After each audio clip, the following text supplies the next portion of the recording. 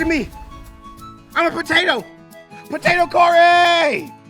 This is amazing! Why? Because I'm one of the most important crops in the world, full of almost every nutrient you need to survive. Woo woo! Yeah, and I'm also kind of stuck. Let's see if I can, yeah! You'd think potatoes were everywhere all the time, but they actually come from Peru and were mainly harvested by the Inca in South America until the 1500s. During the Age of Discovery, crops like potatoes, tobacco, chocolate, tomatoes spread from the Americas to the rest of the world, and horses, rice, and coffee, to name a few, crossed the Atlantic from the Old World to the New. This is known as the Columbian Exchange, and it changed... Whoa, what happened to you? Oh no, Cory is back. Oh, you a big old spud now. A unfried fritter. A chip off the old block. You a tater tot wannabe? Are we seriously doing this again? Oh, Spud, relax. I got mad respect. Potatoes changed the game. They so full of that good stuff, they fed entire populations and led to the rise and fall of empires. You know that, right? Aw, yeah. Being a potato is cool. And nowhere in the world were potatoes cooler than in Ireland. There was a time where almost half of the Irish lived entirely off potatoes. I'm talking pounds of potatoes every day. Boiled potatoes, mashed potatoes, baked potatoes, stuffed potatoes. So, you want to help me out here, or are you trying to steal the spotlight again? You know what they say. Never leave a lonely potato. What? No one says that. Who says that? Man, forget you. Oh. I'm Cory, and it's my time to shine. Now listen, Ireland is popping. Human life here dates back over 30,000 years. That's 1,200 generations of people on an island known for its lush green fields. And hey, you know how hard it is to teleport as a potato? You know what else goes hard? Ireland. At least 1 out of every 10 Americans have Irish roots. But why would they ditch a country so beautiful? It was called the Emerald Isle.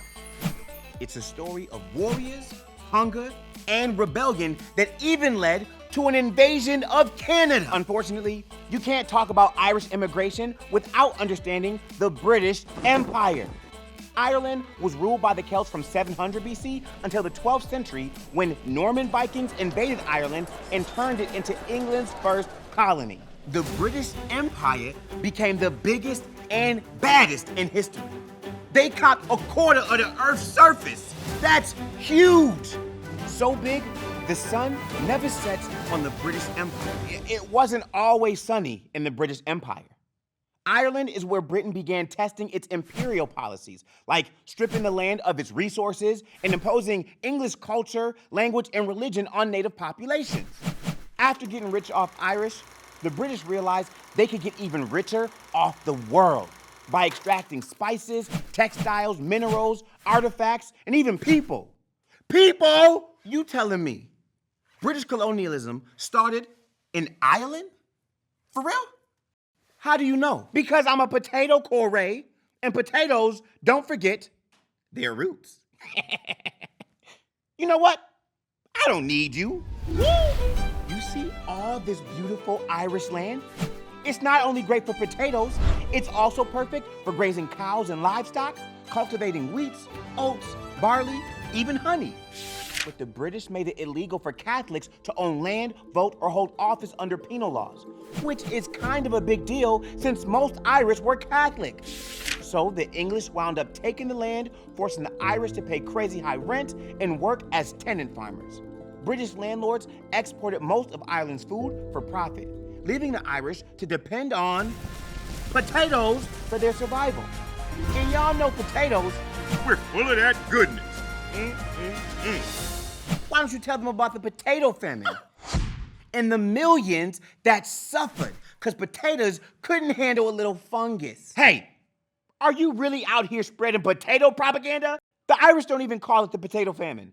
They call it Angorta Mór, the Great Hunger, because it wasn't really our fault. Potato, please. In 1845, Irish farmers discovered that potatoes like you were diseased. And if they ate them, it was lights out. Over the next 7 years, 3/4 of all Irish potatoes were destroyed by the infestation. It was a catastrophe.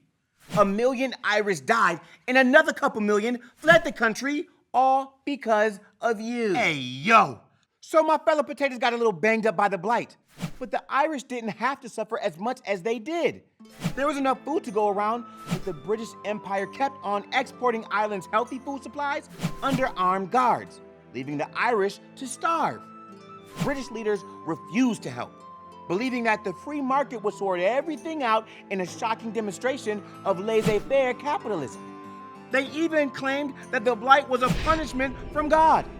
So yeah, millions of Irish fled Ireland during the Great Hunger, but it wasn't because of us. Stop spreading potato hate. If it wasn't your fault, then how come no Irish came to America before the blight? They totally did. Look, before the Great Hunger, Irish people settled in America for freedom. Many were attracted to Western New York to dig up the Erie Canal, America's first major infrastructure project. It was dangerous work, and tons of Irish gave their lives building up our country's foundation. You think they were free here? Nah, they weren't free. Irish Americans were hated on because they were Catholic. They worked the meanest jobs, digging trenches, laying railroad, scooping grain, and cleaning houses. That is, if they could even find the job. Look at these postings from back in the day. No Irish need apply? Talking about free. It's true. Irish Americans face a lot of discrimination here, and they never forgot the suffering they experienced under British rule. Some Irish Americans formed a secret society known as the Fenian Brotherhood, and they were dedicated to the cause of Irish independence. Now you get into the good stuff. The Fenian Brotherhood was popping up in every major city in the United States. And shortly after the Potato Famine, Angkor Timur, the Great Hunger, whatever, they plotted to take Canada hostage in order to secure Ireland's freedom. Do you understand? A whole country. The Fenians weren't playing. Battle-hardened by the Civil War, they chose Buffalo, New York as a starting point for their invasion.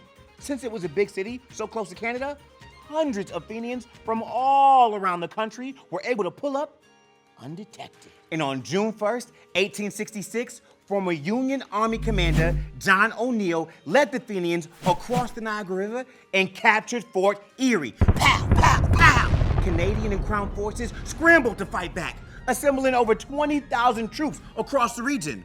Almost 1,000 of them took on the Fenians during the Battle of Ridgeway, cleverly named after the village of Ridgeway, Ontario. They were mad outnumbered, but the Fenians still whooped them. Pat, pat, pat, pat, pat. Ching, ching, ching. Honestly, as a peaceful potato, I find your enthusiasm concerning. It was bloody. People got killed. But the Fenians believed that they could save millions of Irish from the British Empire by taking action here. They were determined to push further into Canada, but when their reinforcements were cut off by the USS Michigan, they were treated back to Buffalo, where they were quickly arrested. Their resistance inspired many, including future president and Buffalo resident Grover Cleveland. He represented them in court pro bono. That means for free. And all charges were dropped. Listen, Potato Head, we're talking hundreds of Fenians taking on thousands of British troops. That impact was felt, baby. Because of the invasion, Canadians was like, oh snap, the British ain't strong enough to have our back. So they motioned for independence. Just over a year after the Fenian Invasion, the Canadian Confederation was signed. All because of me. Woohoo! I thought you said potatoes had nothing to do with it. Listen, I'm a potato. When things go right, you can thank me. When things go wrong, it can't be me. You're nuts. No, I'm a potato. No, wait, hear me out.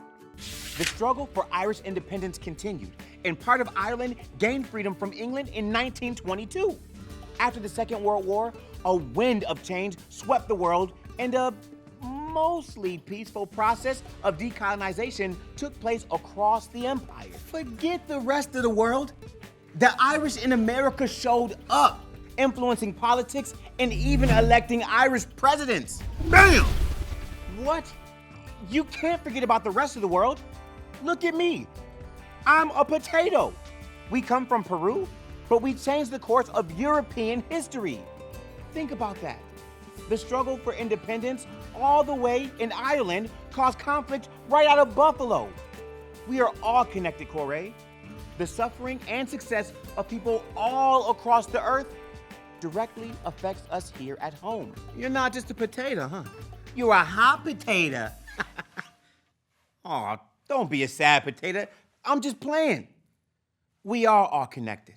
Not just across space, but across time, across dimensions. That's why we always say, remember, history surrounds you and includes you.